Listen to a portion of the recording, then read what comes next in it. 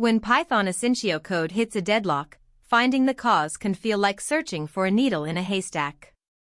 Some AI tools now specialize in analyzing concurrent execution traces to pinpoint where coroutines are stuck waiting.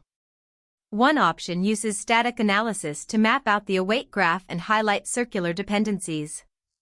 Another leverages runtime log inspection to detect patterns like forgotten await or blocked event loops.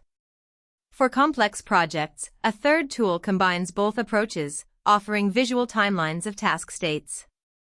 The key is matching the tool to your workflow, command line for quick checks, IDE plugins for deeper integration.